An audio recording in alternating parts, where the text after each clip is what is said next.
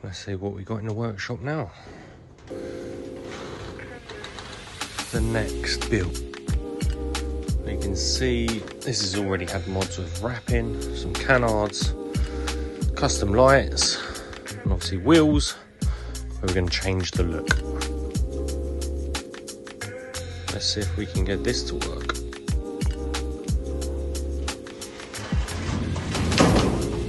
With that quick intro, this is the next project. I have so far fitted the next set of wheels to it. I've worked out there's quite a lot of wheel arch gap now because the original wheels were a lot bigger. Worked out that I would need to drop it by around about 35mm. Now I had noticed that by doing so the actual side skirts sit quite low. Thankfully, putting it on the floor and doing measurements, I can drop it by 35mm, but I'd have a ground clearance of around about 20mm. So I am going to lower it to 35mm, and then I'll get on with the case of sorting out the wiring, because I'm going to completely strip the wiring down, rewire it with the custom lights and everything else, because this has now got to have control for it to work. So I'm just going to get straight into it. Here we go. This was a build that I actually completed a few years ago, but now with my boys getting bigger and being able to control the car a lot more, I thought it's time for a freshen up and to see whether we can make a drift car. So keep watching our way through to see if I actually am able to make it drift. I saw from the little time lapses there that obviously I've stripped all the original wiring out, which was all of this. It's actually quite a simple wiring loom on this. It literally just connects to the battery, runs up to a key ignition, turn it on, and then the gear lever forwards backwards. The wiring I've mocked up. I've got the old dash of the donor car, which is a donor drift Lamborghini. I've hooked up 24-volt battery, checking it. Obviously we've got my pedal, and we can hear that it works, which is happy days. And now what I've got to do is run this wiring so that it is in place where it needs to be before I go ahead and lower it, because I want to test that the idea works prior to lowering. I've a feeling I'm going to have to extend wires. I'm going to have to change how this gear lever setup is, because the original one is actually really cool. So I might keep the original one. I need to change the on and off button to a key switch, which I have in the original dash. Obviously it's got a light switch on there, which I'm going to get rid of, because on the dash panel there is a light switch, and the high and low speed I need to fit that button somewhere, as well as the drift switch. So at the moment I haven't quite worked out what the drift switch does, as it is just on a rocker switch, so I'm guessing it just opens and closes the circuit. But I don't know what the difference is without any wheels on it, any weight in it, so on and so forth. So I'm going to mount everything in place, kind of a cut and shut sort of job, but that's fine. I'm not going to worry about the voltmeter that's on this original dash, because obviously I've got one on there. I'm going to test that one on the original dash will read 24 volts. It should do, but I know some are limited to 12 volts, so I'm just going to get straight back in it. I found out what the drift switch actually did, and all it was increase the voltage. So with the drift switch turned off, it ran at around about 21 volts, and with it switched on, it ran at its full capacity of 24 volts. Also, I had lowered the vehicle at this point, but there was still a lot more involved with the steering, which you will see coming up in the next clip. And this is where I'm at the moment. So the wiring is in, and we can see all my 24-volt wiring goes up underneath. It has had its first test drive, and it did not go well at all. I'd lowered it that much that it was unsteerable. So I've now raised it up, and I've adjusted the steering. So I've actually put a new steering column in, so it loops down up underneath here and back on itself and goes up. And then I've spaced the steering wheel out with a piece of tube, and it is fully functionable. The steering is a lot better. Again, I can't steer it because it's on these bars, and everything else is in. So we're going to now go for a second test drive. Here we go. So the test drive was a success in a way. We tried doing drift, but it didn't work, which I'm unsure about.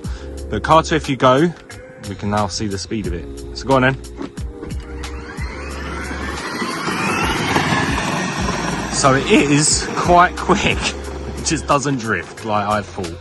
So it was a bit gutting that the drift mode didn't work. It then made me rack my brains to work out a different alternative, which I did come up with, which you can see in this next clip coming up. This is where we're at after those time lapses. Now you've seen before that I had it working.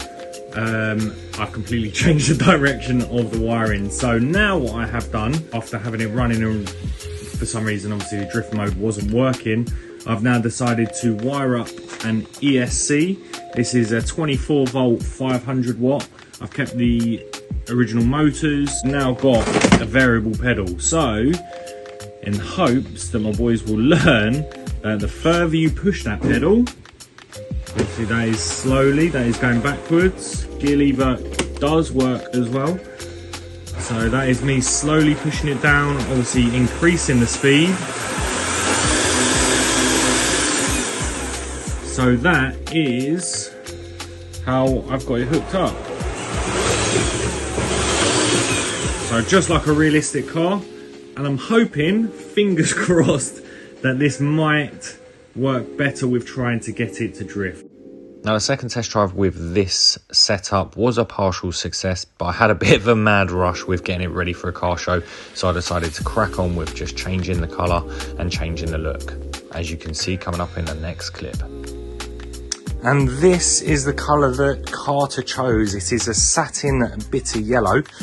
At first I was a bit unsure, but now that it's laid on the car, I think it does look actually really good. This car, it was pretty battered to start with, so there are scratches on it. The wrap is just showing up every single imperfection. This isn't built to be a show car. This is just built, obviously, for them to have fun in it. So yeah, I'm not too fussed about like the imperfections. There's one massive, like you can just see here, see how the wrap shows up all the imperfections. Still got the tailgate to wrap. I put some vents in the bonnet and they weren't there originally, so I thought I had them kicking around, I thought fit them up. And then the wiring is needing a lot of tidying up, shall we say. But for the way that it's looking, I was going to put the canards back on, but I think it looks so much better without them. So I'm going to be going on to wrapping the boot and getting the 12 volt wiring sorted and wheels, side skirts and spoiler. So this is going to look so sick when it's done, I must admit. Just for a bit of a fun build, yeah, it's going to be wicked. So keep watching, here we go. And this is how it is looking completed. So we've got custom wheels, custom side skirts and the custom spoiler. The colour itself, yeah, I'm absolutely loving this colour. Again, as mentioned, I wasn't sure on it to start with. So the whole process of this was just to see if it drifts. Again, it wasn't built to be a show car. It was just built to have a bit of fun for my boys, them to learn throttle control. Now, already got a bit of a war wound here already. So does it drift? Let's check out the next video. Here we go.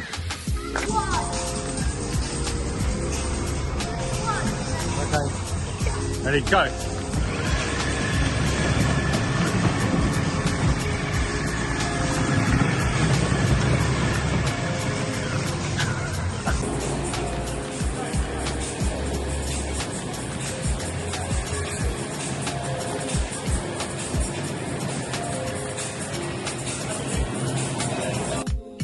And that is this build vlog done. I really hope you enjoyed watching the process of how this Ferrari started to then how it looks now. And again, I think it turned out really cool. It wasn't meant to be a show car, just a fun drift car build to see if it was doable. And there are a few tweaks that I'm going to be looking at doing, like adding a handbrake so that it does stop instead of doing the free run. But I've got to say, massive shout out to Josh for doing the 3D printing work for the wheels, the spoiler and the side skirts. I think they finish it off perfectly.